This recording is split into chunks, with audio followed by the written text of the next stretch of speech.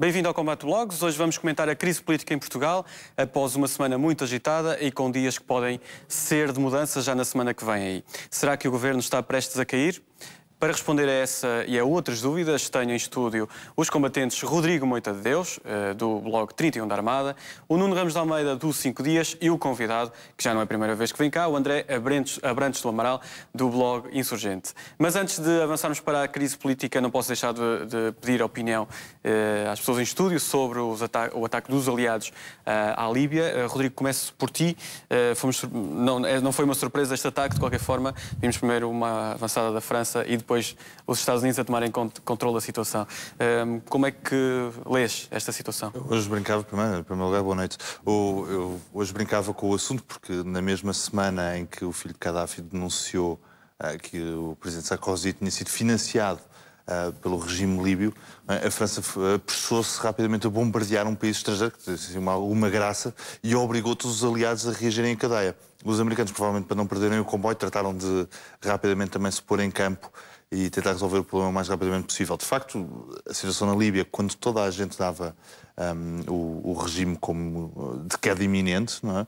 Gaddafi conseguiu agarrar perfeitamente a situação e parece que há aqui uma corrida contra o prejuízo. A Líbia é, se não me engano, a segunda maior reserva petrolífera do mundo, a terceira.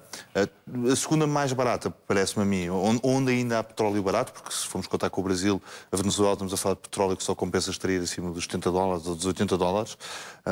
E, portanto, haveria que correr contra o prejuízo. A pior coisa que podia acontecer era aquele petróleo todo cair nas mãos de alguém que está bastante chateado com os seus antigos amigos. Nós estamos a falar de antigos amigos, a começar pelo Berlusconi, que hoje oferecia as bases para bombardear a Líbia, certamente preocupado com os contratos de petróleo que a Eni tem na Líbia. Portanto, ele é o principal interessado em que a questão se resolva o mais rapidamente possível. Também teve que ir a correr atrás do prejuízo. A França, Portugal, que agora se propõe parece-me que foi apoio humanitário que nós propusemos ao nosso antigo parceiro estratégico, não é? Na operação, que é uma coisa. Já lhes tínhamos dado apoio humanitário quando colocámos uma tenda. Nuno, aproveito para te perguntar também qual a leitura que fazes deste ataque que surge sob o mandato das Nações Unidas. Eu acho que estamos perante uma revolução tecnológica ou uma revolução política. Uma revolução tecnológica porque o mandato das Nações Unidas determina que os ataques seriam feitos em duas circunstâncias. Uma é uma exclusão de uma zona aérea, portanto voariam aviões. A segunda hipótese era que fossem atacados civis. Portanto, como foi atacado um tanque, eu presumo que do ponto de vista tecnológico significa que ele voava, e como foi atacada a aldeia do originário Gaddafi, também significa que essa aldeia também voava. É a única hipótese para enquadrar dentro do direito. Sim, mas de qualquer forma foram neutralizados locais de radares. Entre 110 mísseis onde ter acertado em radares. Mas a questão era que aquilo que se tinham proposto era muito simples. Era se eles voassem, abatiam-nos. Não era liquidarem os radares. E há uma segunda coisa que é uma revolução do ponto de vista do direito internacional. Porque assim, o direito internacional antigamente usava-se que as regras eram gerais para todos. Toda a gente sabe que, enfim, o Sr. Gaddafi é um ditador há 41 anos, mas é 41 anos ditador fazendo negócios com todo o mundo ocidental, com grande alegria. E a questão é, eu acho que é uma revolução de facto do ponto de vista do direito internacional, porque se vamos passar a correr os ditadores por bombardeamento, eu estou à espera da Arábia Saudita e do Bahrein, já para não falar que se é critério de ser ditador a guerra civil, eu estou à espera que também vão correr com os israelitas dos territórios palestinianos. Acho que a confusão vai ser maior do que era. Agora, falando seriamente e acabando, acho que do ponto de vista do direito internacional, numa situação de guerra civil, entre um ditador e a sua população, mas onde existem questões tribais que não são de fácil resolução, a intervenção estrangeira pode ser pior do que outra solução. Mas vamos ver como é que é. André, tua leitura sobre... Bom, antes de mais nada, boa noite, obrigado por me ter recebido. Eu começo por dizer, quem diria que na administração Obama nós íamos ter uma intervenção estrangeira num país árabe. Principalmente hoje, que faz 8 anos que iniciou a guerra do Iraque. Acaba por ser irónico. Acho que temos aqui de ver porque é que, por exemplo, países como a França, que foram tão hostis a uma intervenção no Iraque, estão interessados nesta intervenção. Quer dizer, isto tem repercussões, claro que tem consequências, tem antecedentes históricos bastante importantes, porque aqui a Líbia, apesar de ter sido uma colónia italiana, foi sempre uma zona de grande influência francesa e, portanto, está na esfera de influência francesa. O outro aspecto, o Nuno estava há pouco a dizer que a Líbia fazia muitos negócios com o Ocidente, mas não é verdade, também faz muitos negócios com a China, com a Índia, e por isso é que a China também se absteve na votação. É verdade, portanto, teve interesse. Claro, e não votou, não, a China nem sequer teve interesse em estar a chatear-se ou a hostilizar os Estados Unidos e os países europeus por uma questão que para ela não tem qualquer tipo de interesse. Eu penso que a questão do direito de intervenção tem alguma diferença. Eu gostava só de falar para a administração Obama, principalmente porque lhe interessava à China, pelo menos do meu ponto de vista, da mesma maneira que houve muitos entraves a uma intervenção no Iraque de parte dos Estados Unidos da América, por parte da comunidade internacional, interessava aqui agora dar luz verde a uma intervenção militar que não tinha iniciativa norte-americana. Portanto, um pouco para ainda desestabilizar um pouco a relação europeia e... Falta também em relação à Rússia. A Rússia, por exemplo, veio lamentar esta ação. Claro, lamentou, mas absteve-se.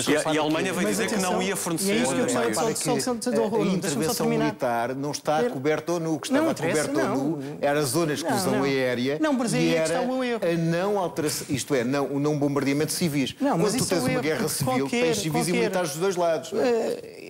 Vamos lá ver, dizer que aviões não podem sobrevoar, líbios não podem sobrevoar o espaço aéreo líbio, implica necessariamente intervenção militar. Porque isso é outro erro que se incorre muitas vezes nestas situações, que é entender que se vai fazer uma guerra limpa, que as guerras nunca são limpas, muito menos este tipo de guerra. Eu percebo perfeitamente que se um avião sobrevoasse, naquele momento bombardeavam. O que aconteceu é que os aviões não sobrevoaram. O que aqui há, e que há uma certa hipocrisia, é o que quer a comunidade internacional, quer correr com o Gaddafi e mascara isso, quer intervir numa guerra civil. E mascara isso dizendo, não, nós queremos garantir que ele não bombardeia as populações civis e que não existem essas com as populações civis. Quando nós temos, de um lado, tropas, porque há tropas de um lado, e do outro lado, tropas. Eu não estou a dizer que Gaddafi é bom e santo. Não, claro, mas isso... que corram os ditadores todos. Agora, o que me parece aqui é que há uma certa hipocrisia e que há ditadores mais amigos que os outros. Mas isso é de uma generosidade grande. Não, mas eu tenho uma grande ingenuidade. Não, de grande generosidade. Uma enorme generosidade.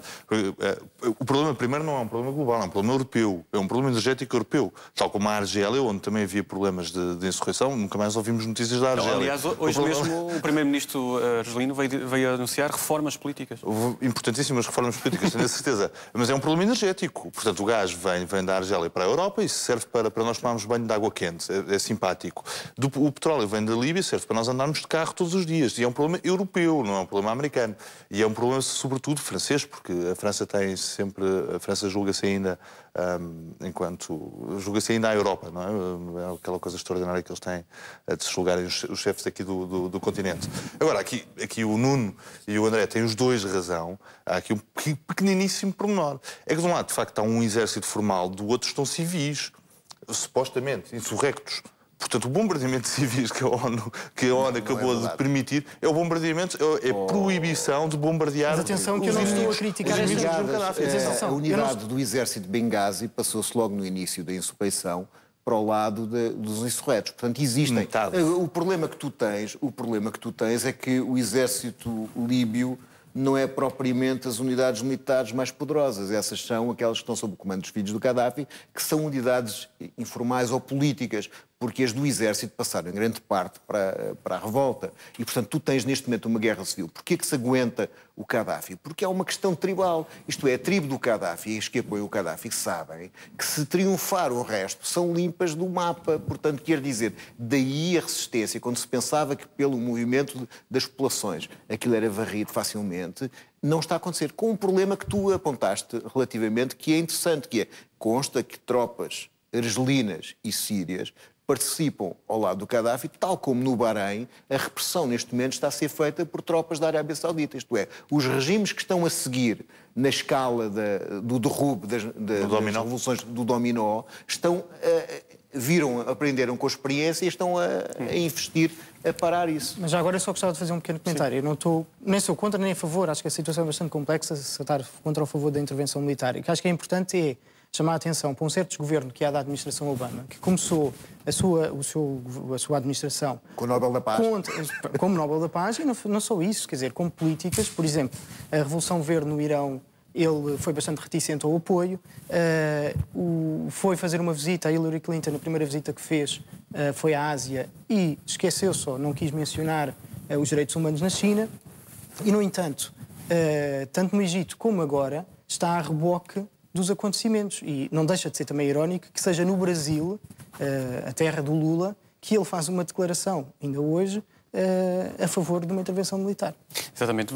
Acho que já falamos suficiente sobre a Líbia, já expressaram as vossas opiniões. Vamos então para o assunto central do programa, a crise política em Portugal, e desde logo serve como mote a apresentação das novas medidas de austeridade, já apelidadas de PEC 4.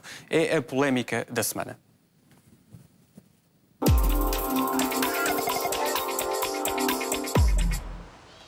A polémica do congelamento das pensões mais baixas estalou na sexta-feira, depois das declarações firmes de Teixeira dos Santos. O que está aqui preconizado é a suspensão, portanto, da lei que determina os termos da atualização das pensões, implica o congelamento dessas pensões. Esta declaração do Ministro das Finanças não admite exceções, mas vem agora o Primeiro-Ministro dizer que, afinal, não haverá congelamento das pensões.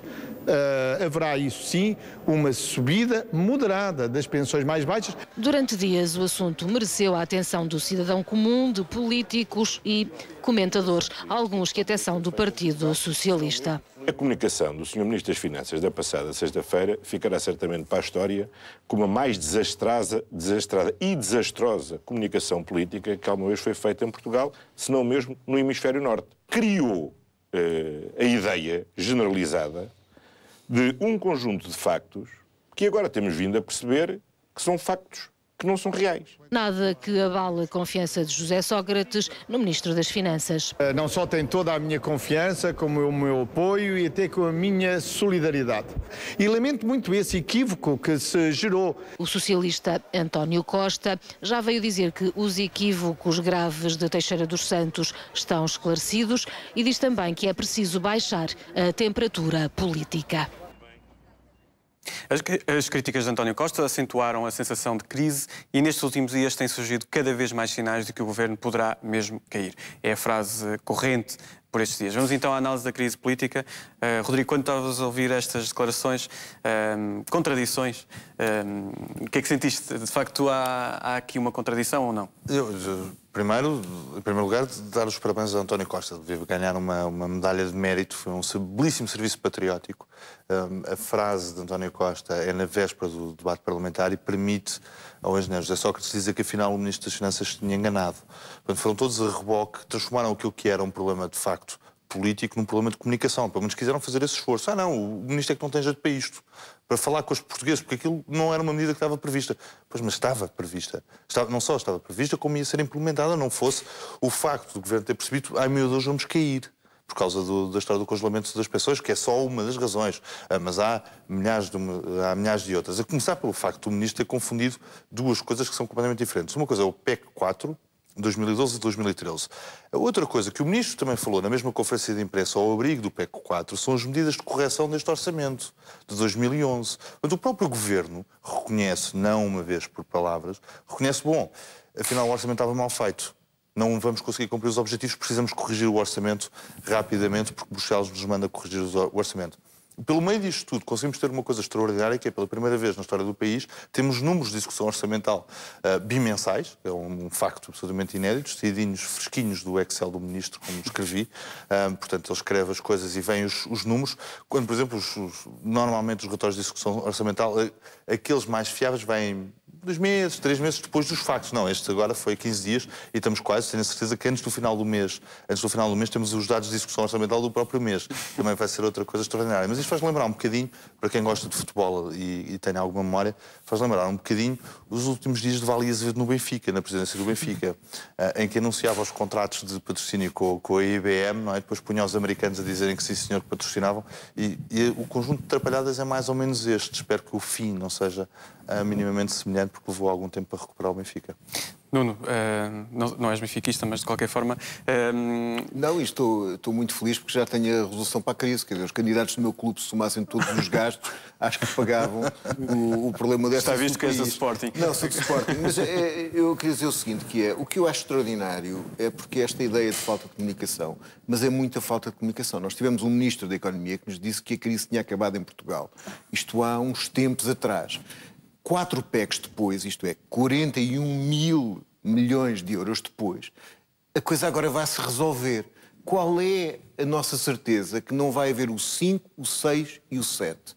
E qual é a nossa certeza que este caminho vai resolver alguma coisa? Porque o que temos verificado, logo a seguir a ser anunciado este maravilhoso PEC 4, veio uma agência de rating dizer que, dado o PEC 4, baixava Portugal, o ranking de Portugal, dizendo que, neste contexto, não vão conseguir desenvolver-se e, como tal, não vão pagar a longo prazo a sua dívida. Portanto, nós estamos numa situação em que estas falhas de comunicação são, no fundo, falhas graves de política de um governo que não sabe o que é que está a fazer e não sabe o que é que vai fazer.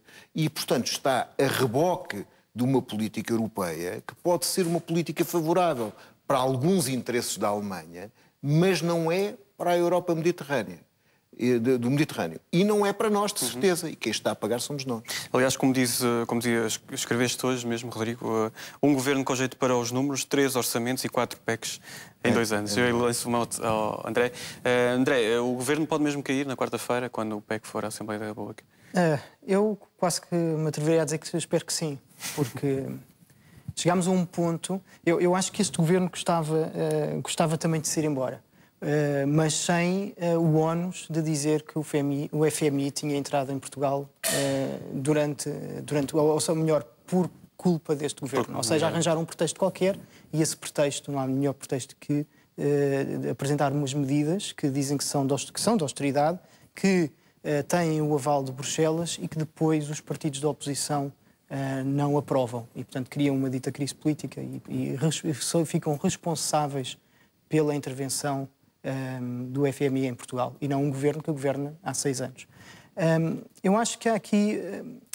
Só que podemos até pensar que há aqui uma armadilha de José Sócrates. Ele podia ter pensado isto tudo e que, se calhar, às vezes penso, e ponho perante esta perspectiva e acho que fico a pensar, o melhor era que o Passos Coelho e Paulo Portas e os outros 2 partidos deixassem o governo de seguir em frente e, portanto, aprovassem estas medidas e deixarem o governo de seguir e, portanto, ficasse ali com a batata quente em cima das mãos. Só que há mínimos que nós não podemos deixar passar. E este governo, a falta de não comunicação ao Presidente da República, a não discussão antes de apresentar estas medidas em Bruxelas, a não discussão com os partidos políticos que têm assento parlamentar, isto é demasiado grave para passar em claro e, portanto, não podemos aceitar isto. Quer dizer, é o infringir todas as regras da democracia. Falavas do CDS e do PSD. Assistimos há pouco à entrevista de Paulo Portas e o congresso do CDS em Viseu. Aproveito para perguntar também, Rodrigo, esta coligação de interesses entre CDS e PSD, o que é que achas que seria melhor para o país e na perspectiva até do PSD? Achas que o PSD pode avançar sem o CDS? O PSD avançará sem o CDS. Aliás, esse é o que é o grande problema do CDS neste momento. Paulo Portas é um líder muito experiente. Estávamos há bocadinho a fazer as contas, a ver qual dos líderes partidários estava lá há mais tempo. Parece-me que Paulo Portas consegue ganhar porque Francisco Louçã tem aquele papel que não é carne nem é peixe, é coordenador. Não é carne, não é peixe, é coordenador. É uma coisa extraordinária. Mas Paulo Portas é um líder experimentadíssimo. E Paulo Portas sabe perfeitamente que a pior armadilha que o PSD lhe podia ter feito era anunciar a coligação pós-eleições. Porque significa que no debate entre quem é que vai ganhar as eleições, ou o debate vai ser, vamos ter que obrigar o PS a perder, os votos transferem-se diretamente para o PSD, porque o CDS vai para o governo à mesma. Isto é uma maldade. A coligação pré-eleitoral protegia-o disso, protegia-o desse efeito Paulo Portas sabe perfeitamente que o seu peso negocial será a sua percentagem em votos, a votação, não será nem mais nem menos do que isso. Ele não se cansa de dizer e de lembrar que todas as sondagens dão normalmente menos daquilo que tem.